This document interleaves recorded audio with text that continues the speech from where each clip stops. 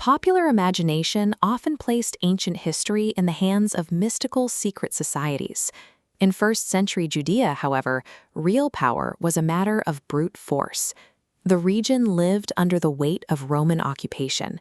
Imperial legions enforced martial law, while aggressive tax cycles steadily drained the local economy.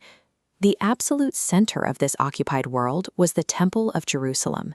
It served as the singular hub for Judean religion, finance, and political identity. With the nation's sovereignty lost, a fierce internal debate erupted over how to survive the empire. This vacuum of leadership turned Jerusalem into a volatile political arena. The population fractured into four competing factions, each group committed to a radically different strategy to prevent the total erasure of their culture.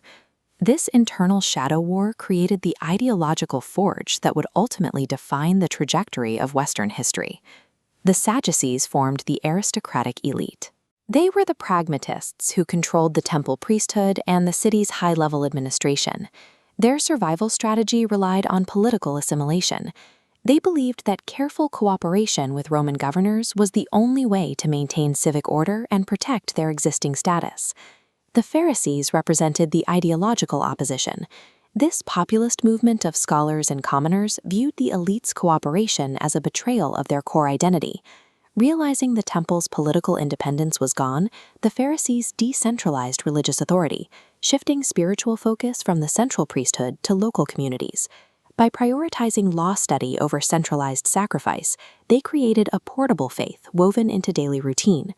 While the Sadducees held the keys to the temple's treasury, the Pharisees held the loyalty of the Judean working class.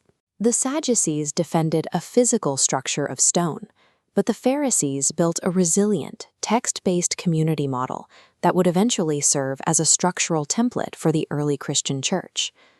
On the militant edge of resistance stood the Zealots. They demanded immediate, total independence from Rome, viewing any compromise as a capital offense. They used guerrilla warfare against the Roman legions and carried out assassinations against Judean elites, whom they accused of collaborating with the occupiers. The fourth group took the opposite path. The Essenes concluded that both the temple and the city's political life were so irrevocably corrupted that the only option was to leave. They abandoned urban civilization entirely, seeking refuge in the harsh wilderness of the Judean desert to live in ascetic, isolated communes. The Essenes lived in constant anticipation of an imminent cosmic war between the forces of light and darkness. This apocalyptic environment provided the specific cultural soil where the burgeoning Jesus movement would later take root. Their beliefs remained obscure for centuries until Bedouin shepherds discovered their hidden library in the caves of Qumran, revealing the Dead Sea Scrolls.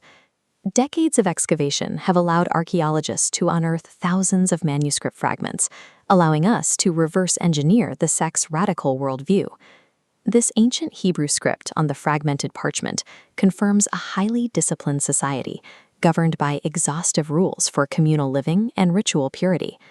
By hiding their records in the desert to save them from a coming invasion, the Essenes inadvertently preserved a snapshot of the ideological fractures that were pulling Judea apart. The internal pressure from these four factions eventually forced a total collapse of civil order, leading to a massive open rebellion against the Roman Empire. The war ended in catastrophe. In the year 70 CE, Roman legions breached the walls and burned the Temple of Jerusalem to the ground. This Roman relief showing soldiers carrying away the temple menorah serves as the physical proof of the total defeat of the Judean state.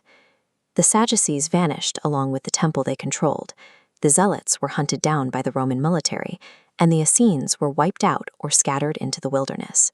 Only the Pharisees' strategy survived.